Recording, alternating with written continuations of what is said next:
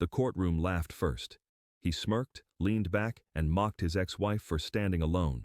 No lawyer, no defense, no chance. The cameras caught it all. Judge Judy did not interrupt. She did not react. She simply looked at him and waited. Seconds later, one calm sentence shattered his confidence. By the time he realized what was happening, it was already too late. The laughter rolls through the courtroom before the gavel ever comes down. It starts softly, a few scattered chuckles, then spreads as the man leans back in his chair like he owns the room. One arm draped casually over the backrest, the other gesturing wide, confident, careless. He smiles toward the gallery, toward the cameras, toward anyone willing to watch him perform. Across from him, his ex-wife stands alone. No lawyer beside her, no whispered advice, just a thin stack of papers held tight against her chest. He notices. Of course he does. "Your Honor," he says, voice smooth, almost playful, "I think it's pretty obvious who came prepared today." More laughter, louder this time. He glances at her and shakes his head, not even trying to hide the condescension. "I mean, she didn't even bother getting a lawyer. That should tell you everything." The camera catches her face in a close-up, calm, but not empty. Her jaw is set, her eyes steady. She does not look at him. She looks straight ahead, at the bench. Behind it, Judge Judy sits perfectly still. She does not interrupt. She does not raise an eyebrow. She does not say a word. The man takes the silence as permission. He keeps going, layering confidence on top of mockery. He talks about responsibility, about intelligence, about how some people play the victim instead of preparing. Each sentence lands like a small punch meant to entertain the room. Judge Judy listens. Her posture never changes, hands folded, expression unreadable. The kind of stillness that does not come from disinterest, but from control. When the man finally pauses to breathe, clearly expecting a response, she looks down at the file in front of her. Pages turn slowly, deliberately. The sound of paper seems louder than it should be.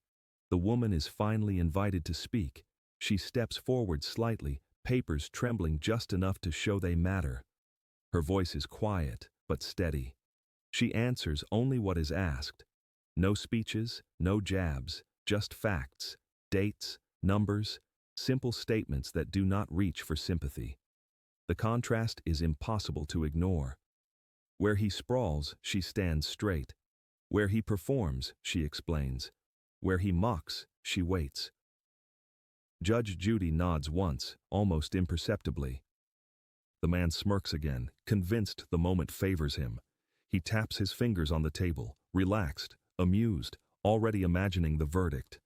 In his mind, this case is over. He is winning. He has always been winning.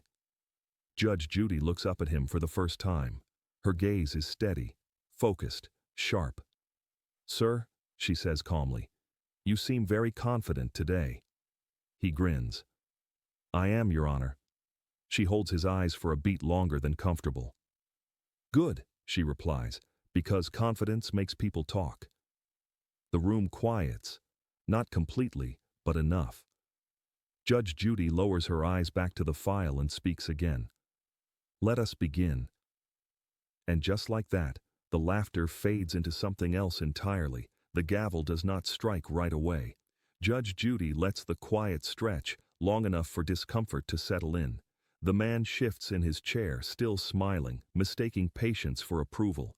He clears his throat and launches forward again, eager to fill the space.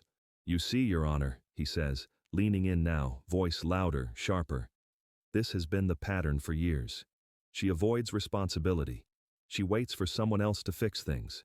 That's why we're here." He gestures toward his ex-wife without looking at her, like she is a prop in his story. "She had every chance to prepare," he continues. "Every chance to get representation. She chose not to. That's not my fault." Judge Judy's eyes remain on him, unblinking, measuring. She does not correct him. She does not warn him. She lets him talk. The longer he speaks, the more animated he becomes. Words tumble faster. He interrupts himself just to add one more detail, one more accusation, one more explanation meant to sound reasonable. His confidence feeds on its own echo. Across the aisle, the woman listens.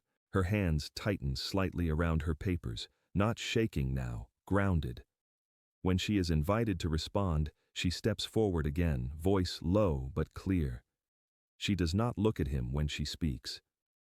"I did not avoid responsibility," she says. "I followed the agreement. I brought records. I brought timelines." She lifts her papers just enough for the camera to catch the edges. Neatly labeled, organized, quietly intentional. The man scoffs before she finishes. Judge Judy raises one finger, not high, not dramatic, just enough. He stops mid-sentence.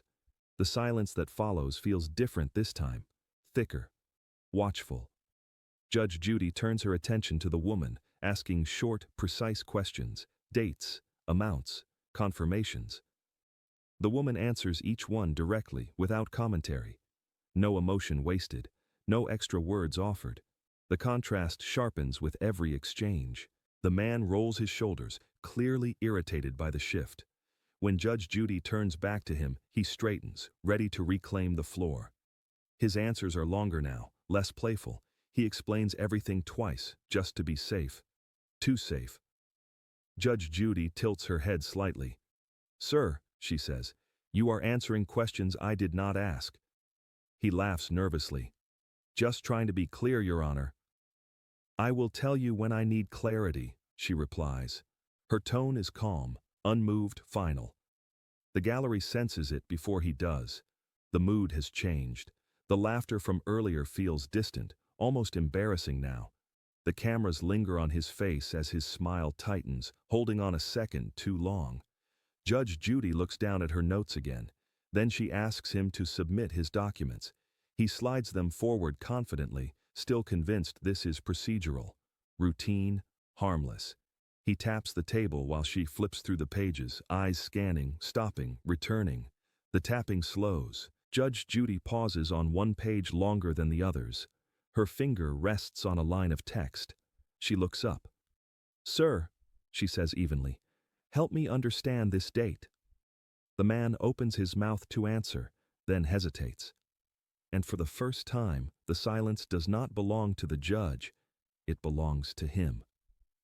The pause lingers longer than he expects. He clears his throat and answers quickly, too quickly, like someone stepping over a crack they do not want to examine. "That date is correct," he says. "It reflects when the payment was scheduled, not when it was processed." Judge Judy does not respond right away. She looks back down at the page. Her finger traces the line again. Slowly. The room feels smaller now, like the walls have leaned in to listen. "And this page," she says, turning the document, "also reflects when the payment was processed." He nods, a little too eagerly. "Yes, but that's just accounting language. It does not mean anything significant." Judge Judy turns another page, then another. Papers rustle like quiet whispers. The man begins explaining without being asked. He gestures toward the stack, pointing at sections, offering context, adding stories that feel rehearsed. His voice fills the room again, trying to rebuild momentum. "These are standard records," he says. "Nothing unusual. I have always been transparent." Judge Judy lets him finish. Then she slides the papers slightly to one side. "Now," she says, "let us look at hers." The woman steps forward. She places her folder on the table with both hands, careful, deliberate. It is thinner than his stack, but heavier in intent. She opens it cleanly, revealing documents arranged with small colored tabs. No commentary, no flourish. Judge Judy lifts one sheet, then another. Her eyes move faster now, sharper. The difference is subtle but unmistakable. The man watches, still confident, but something in his posture changes. His shoulders tighten, his foot stops tapping. Judge Judy holds up one document from the woman's folder. "This receipt," she says, "shows a processed payment on a date that does not match yours." The man frowns. "That's not possible." Judge Judy does not argue. She places his document beside hers. Side by side. Same transaction, same amount, different dates. The gallery shifts. Someone exhales too loudly. The cameras zoom in. The man leans forward. There has to be an explanation for that.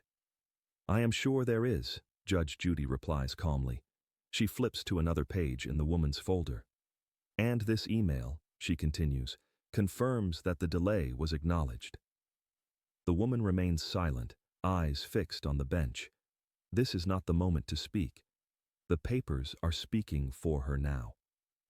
The man shakes his head, smiling again, but the smile no longer reaches his eyes. Emails can be misunderstood. Judge Judy looks at him. They can, she agrees, which is why timelines matter. She aligns the documents neatly, creating a quiet, undeniable line of truth across the desk. The man opens his mouth to respond, then closes it. His explanation comes slower this time, padded with qualifiers. He blames processing delays, clerical issues, miscommunication. Judge Judy listens, then asks a single question. Why, she says, did you testify earlier that the delay never happened? The words hang there. He blinks. Once, twice. That's not what I meant, he says. Judge Judy nods as if expecting that answer. She writes something down. The woman finally looks at him. Not with anger, not with satisfaction, but with something closer to recognition. As if she has seen this moment coming long before today. Judge Judy closes the folder gently. This, she says evenly, is why paperwork matters. She looks up at the man again. And we are only getting started. His smile fades completely. The paper shield he brought into the courtroom suddenly feels very thin. The room does not move, but something shifts. Judge Judy sets her pen down with deliberate care. The sound is soft, but it lands harder than any gavel strike. She looks at the man again, this time not as a listener, but as a judge who has found the seam. Let us slow this down, she says evenly. He nods, eager, still believing he can explain his way out. Of course, Your Honor. She does not raise her voice. She does not accuse. She simply repeats his own words. Earlier, she says, glancing at her notes, you testified that there was no delay, that every payment was made on time, correct? Yes, he answers without hesitation. That is correct. Judge Judy lifts one document from his stack, then one from the woman's folder. She holds them up, not high, not dramatically, just enough. These are both yours, she says. Same transaction, same amount. She pauses. Different dates. The pause stretches. He leans forward, brow furrowing. That's just how the system logs it. It does not mean... Judge Judy cuts in gently. Sir, she says, I am not asking what it means. I am asking why it exists. The distinction lands. He opens his mouth, then closes it. Tries again. There are processing windows. Banks do that. Judge Judy nods once. Yes, they do. She turns a page. And this email, she continues, sent by you, acknowledges that delay. The man's smile flickers, just for a moment, barely visible, but it is there. I was being cautious, he says, covering possibilities. Interesting choice of words, Judge Judy replies. She leans back slightly, folding her hands. You see, she says calmly, this court does not punish mistakes. It examines truth. The woman shifts her weight, eyes still forward, breathing shallow but steady. She does not interrupt. She does not react. She lets the moment stand. Judge Judy turns her attention back to the man. When someone says a delay never happened, she continues, but their paperwork proves it did, that is not a misunderstanding. He swallows. That's an inconsistency. The gallery reacts, not with laughter this time, but with quiet recognition. The cameras linger on his face as the confidence drains from it, replaced by calculation. He tries to recover. I did not think that detail mattered. Judge Judy's eyes sharpen. Details, she says, are all that matter here. She picks up her pen again and taps the paper once. And this inconsistency, she adds, affects credibility. The word hangs in the air like a verdict waiting to land. The man shifts in his chair. His posture tightens. His voice, when he speaks again, is flatter, controlled. I can explain that, he says. Judge Judy looks at him steadily. I am sure you will, she replies. She glances briefly at the woman, then back to him. But understand this, she says, her tone unchanged. Once credibility cracks, everything else follows. The room is silent now. Not a single chuckle left. Not a single smile.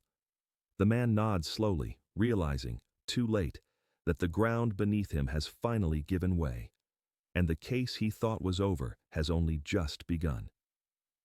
The man straightens in his chair like posture alone can restore control. He exhales sharply, then leans forward, palms pressing against the table. When he speaks again, his voice is louder, not angry yet, but edged, defensive, rehearsed. I think we're getting lost in technicalities, he says. This is being blown out of proportion. Judge Judy does not react. Encouraged by the lack of interruption, he keeps going. I have always done what I was supposed to do, he insists. Every single time. If there was a delay, it was minor, unintentional, certainly not worth all this. His words begin to stack on top of each other, each sentence rushing to support the last. He gestures more now, hands slicing the air, as if motion might replace precision. Across from him, the woman remains still. She listens with her hands folded now, papers resting on the table instead of clutched to her chest. Her breathing slows. She has said what she needed to say. This part is not hers anymore. Judge Judy tilts her head slightly. Sir, she says calmly, lower your voice. He pauses, surprised. I'm not raising it, he replies quickly. You are, she says, and it is unnecessary. The correction lands cleanly. No accusation, no scolding, just a statement of fact. He nods, embarrassed, then immediately resumes speaking, quieter but faster. He reframes, he minimizes, he explains intentions instead of actions. The more he talks, the further he drifts from the documents in front of him. Judge Judy lets him finish. When he finally stops, breath shallow, she looks down at the file again. You seem very focused on how this looks, she says, less focused on what actually happened. He laughs once, short and strained. Because intent matters. Intent, Judge Judy replies, does not replace responsibility. She turns to the woman. You did not have an attorney today, she says evenly. The man smirks reflexively, then catches himself too late. But you brought records, Judge Judy continues. You answered questions. You waited your turn. She looks back at him. And you, she says, came in confident, very confident. The word no longer sounds complimentary. He shifts, discomfort settling in. Confidence isn't a crime. No, Judge Judy agrees, but arrogance interferes with listening. The gallery is silent now, no whispers, no reactions. The earlier laughter feels like it belonged to another room, another time. He starts talking faster now, voice uneven. He explains timelines again, but this time the explanations trip over each other. He contradicts himself without realizing it, circling back to points he already abandoned. Each sentence feels like an attempt to outrun what is already written on the page. Judge Judy lets him finish. When he stops, breath shallow, she does not respond right away. She flips back to the very first page of her notes, the one from the opening minutes of the hearing. Let us go back, she says evenly, to how this began. The man stiffens. You testified, she continues, that there was never a dispute, that no concerns were raised, that everything was handled smoothly. He nods, slower this time. That was my understanding. Judge Judy lifts her eyes. And yet, she says, tapping the document from Section 8, this shows awareness, acknowledgement, follow-up. She pauses. So now we have 3 versions, she adds.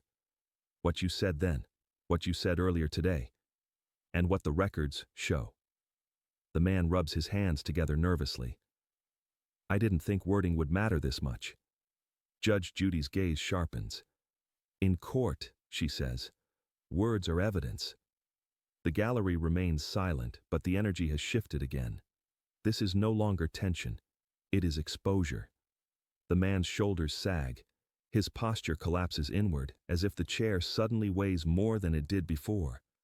He looks toward his ex-wife, then away, avoiding her eyes.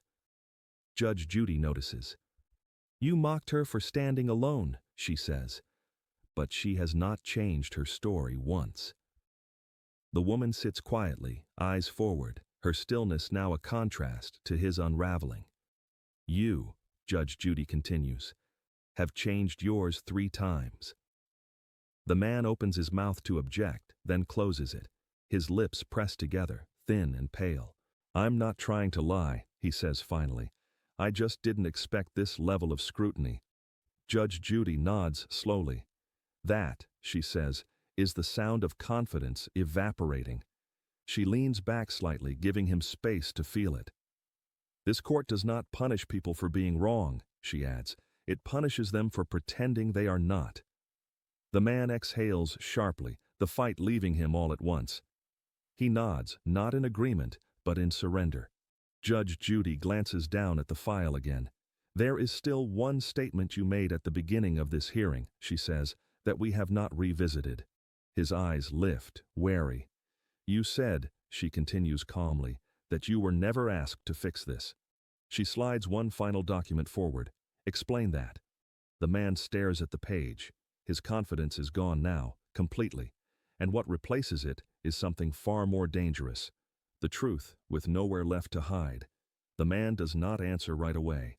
He stares at the document Judge Judy slid toward him, eyes scanning the page as if hoping the words might rearrange themselves.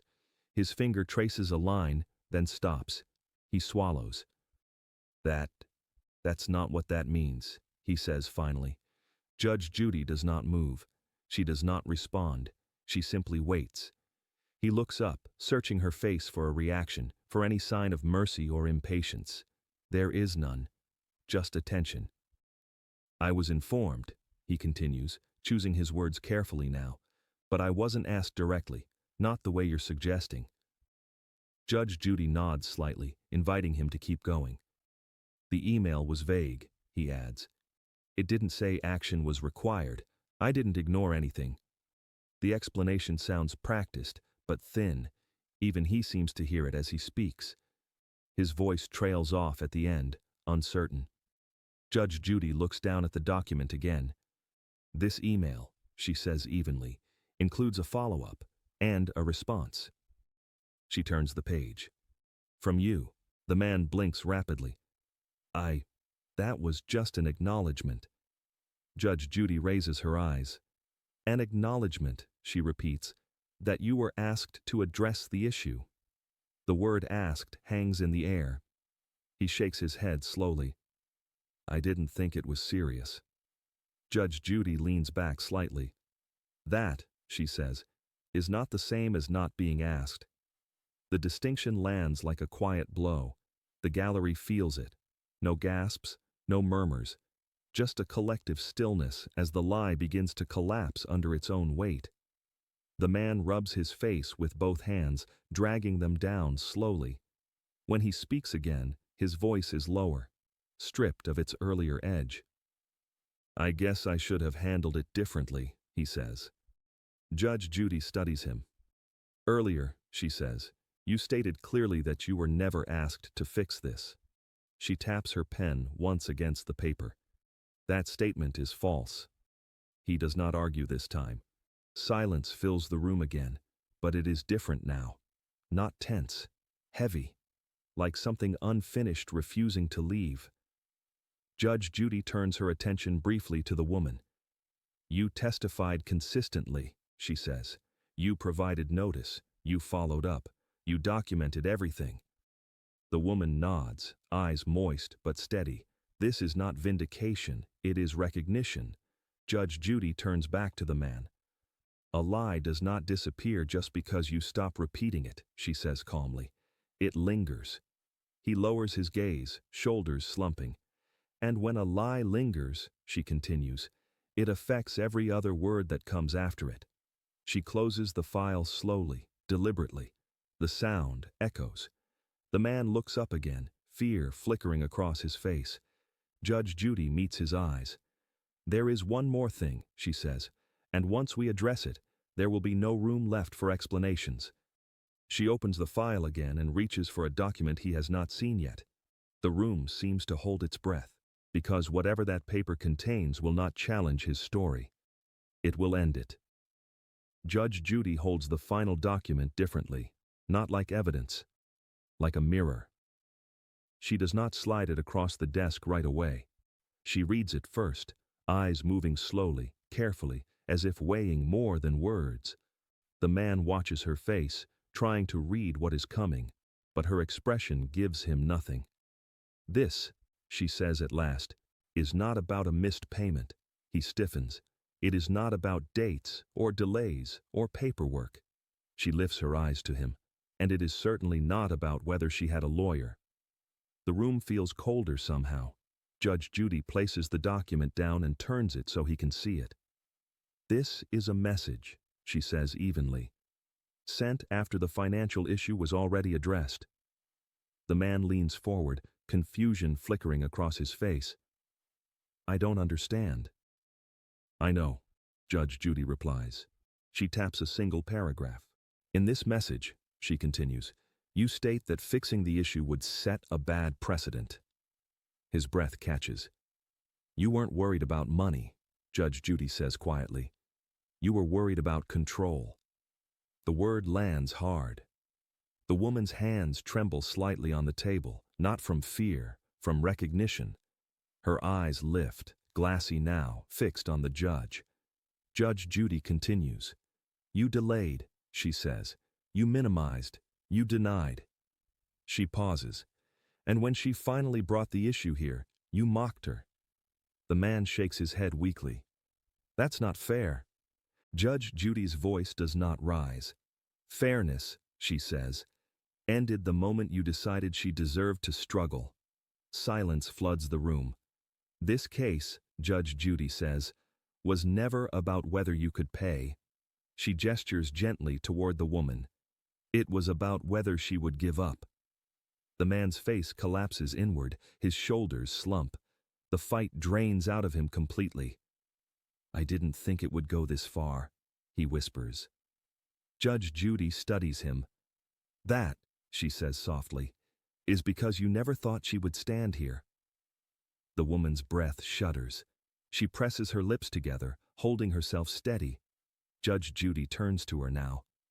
"You came here without a lawyer," she says. "Not because you were unprepared, but because you were done being intimidated." The woman nods, tears finally spilling over, silent and uncontrolled.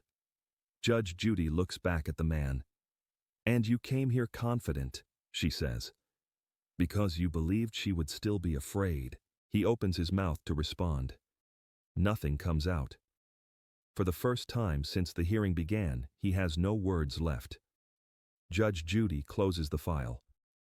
"This court," she says, "does not reward power games." She pauses, letting the truth settle. "And it does not mistake cruelty for confidence." The man lowers his head. The laughter from the beginning of the case feels like it belonged to another lifetime. Judge Judy reaches for her pen again. "We are finished explaining," she says quietly. The room holds still. Because now comes judgment, not just of actions, but of intent. And there is nowhere left for him to hide. No one speaks right away. The words Judge Judy delivered still hang in the air, heavy and unmoving, like dust after something has shattered. The man remains seated, head lowered, shoulders curved inward. He does not wipe his face. He does not look up. He simply stays still, as if motion itself might expose him further. Across from him, the woman breathes in slowly, then again. Her hands tremble just enough to notice, fingers curling lightly around the edge of the table. She is not crying loudly. She is not collapsing. What moves through her now is quieter than that, relief mixed with exhaustion, the kind that comes only after holding yourself together for far too long. Judge Judy does not rush the moment. She sits back, allowing the silence to do what arguments no longer can. The courtroom feels different now, smaller, softer. Even the lights seem less harsh, as if the space itself has stepped back. Finally, Judge Judy turns her attention to the woman. "You did not exaggerate," she says evenly. "You did not retaliate. You documented. You waited." The woman nods, tears sliding down her cheeks unchecked. She presses her lips together, unwilling to let her voice break now. Judge Judy continues. "You did not come here to embarrass him," she says. "You came here to be heard." The woman whispers, "Yes," barely audible, but enough. Judge Judy acknowledges it with a small nod. Then she looks back at the man. "You," she says calmly, "spent more time explaining your behavior than examining it." He does not look up. His hands rest limp in his lap now, no longer gripping anything. "This is what happens," Judge Judy continues, "when noise is used to cover truth." She pauses. "Eventually," she adds, "the noise runs out." The courtroom remains silent, no reactions, no commentary. Even the cameras seem to keep their distance, framing the scene without intruding. Judge Judy organizes the papers on her desk, slow and precise. The act feels ceremonial, like closing a chapter rather than stacking evidence. The woman wipes her face with the back of her hand, then straightens her shoulders. She looks smaller than when she arrived, but lighter. The man finally lifts his head just enough to glance at the desk. Not at the judge, not at his ex-wife, just the papers, the proof of everything he underestimated. Judge Judy folds her hands once more. "We are past explanations," she says quietly. "What remains is consequence." The words do not sting, they settle. She draws a breath. "I am prepared to rule." The woman closes her eyes for a brief second. The man swallows hard. The courtroom does not move, because everyone knows the verdict will not just decide a case, it will decide what all of this meant. Judge Judy does not raise her voice. She does not lean forward dramatically or reach for the gavel right away.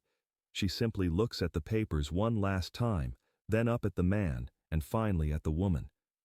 Her expression is calm, settled, as if the decision has been waiting patiently for the truth to finish speaking. "This case," she says evenly, "was presented as a disagreement over responsibility." She pauses. "But what it revealed," she continues, "was something much simpler." The man straightens instinctively, then stops, realizing posture will not change what is coming. "When one party documents, follows procedure and remains consistent," Judge Judy says, "and the other relies on confidence, dismissal, and noise, the outcome becomes very clear." She turns her attention to the woman. "You did exactly what you were supposed to do," she says. "You gave notice. You followed up. You kept records. You came here to resolve a problem, not to create a scene." The woman's eyes fill again, but this time she nods, slowly, deliberately. Her shoulders relax just a fraction. Judge Judy looks back at the man. "You," she says, "chose to minimize instead of address, to mock instead of listen, to perform instead of prepare." Each phrase lands quietly, firmly. This court does not reward that behavior. The man lowers his gaze. His jaw tightens, but he does not speak. Judge Judy delivers the ruling without flourish. No dramatic pauses, no sharp edge, just clarity. "Judgment is entered in favor of the plaintiff," she says. "The amount owed will be paid in full, including documented costs resulting from the delay." The words are final, but not cruel. She continues. "This ruling is not punishment," she says. "It is correction." The man exhales slowly, the sound barely audible. His head dips, not in defiance, but in acceptance. Whatever argument he had left never makes it to his lips. Judge Judy turns back to the woman one last time. "You stood here without a lawyer," she says, "and you were still prepared." She nods once. That is not weakness. The woman presses her lips together, emotion rising again, but she holds it. This moment belongs to quiet dignity, not release. Judge Judy lifts the gavel now, not high, not forceful. "One more thing," she adds, eyes returning briefly to the man. "Confidence is loud," she says. "Truth does not need to be." The gavel comes down, not with a crack, with a soft final knock that echoes longer than expected. The case is over, but the lesson is not. The gavel rests back in its place, untouched now. For a moment, no one moves. The ruling has already settled, but its weight continues to press against the room, filling the space where arguments used to be. Judge Judy gathers the papers on her desk, aligning the edges with quiet precision. The act feels less like cleanup and more like closure. She looks up once more. "This court," she says calmly, "does not remember volume." The man flinches slightly, though she does not raise her voice or point at him. The words are not aimed. They simply exist. "It does not remember who spoke the loudest," she continues, "or who laughed first." Her gaze shifts briefly toward the gallery, then returns to the two people before her. "It remembers consistency," she says. "It remembers preparation, and it remembers respect." The woman stands a little straighter now, shoulders back, chin level. She does not smile. She does not celebrate. What she carries instead is something steadier, relief mixed with quiet pride.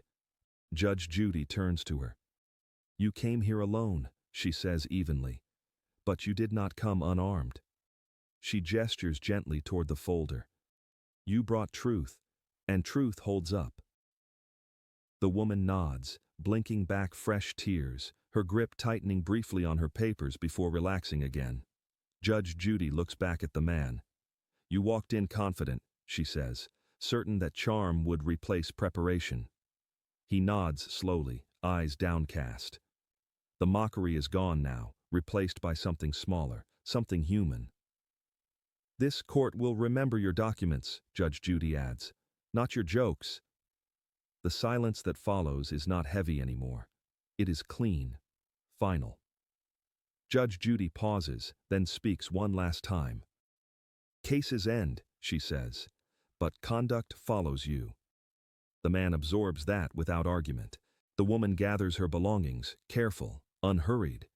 She takes one last breath before turning toward the exit, stopping briefly at the doorway as if to steady herself. Judge Judy watches her go, then looks back at the bench. The courtroom returns to its neutral hum. Lights steady, cameras still, but something has shifted. Because long after the laughter fades, after the papers are filed and the doors close, the court remembers one thing clearly. Not who mocked, but who stood firm when it mattered most. Before you heard the ruling, what do you think mattered more here, confidence or consistency? The gavel's echo fades faster than anyone expects. Judge Judy rises from her chair with the same calm precision she carried throughout the hearing. No dramatic exit, no lingering stare, just a quiet certainty that the work is done. The cameras track her only for a moment before turning back to the courtroom floor, where the consequences are still settling. The man remains seated. He does not rush to stand. He does not argue. He simply sits there, hands resting flat on the table, staring at the spot where his confidence once lived.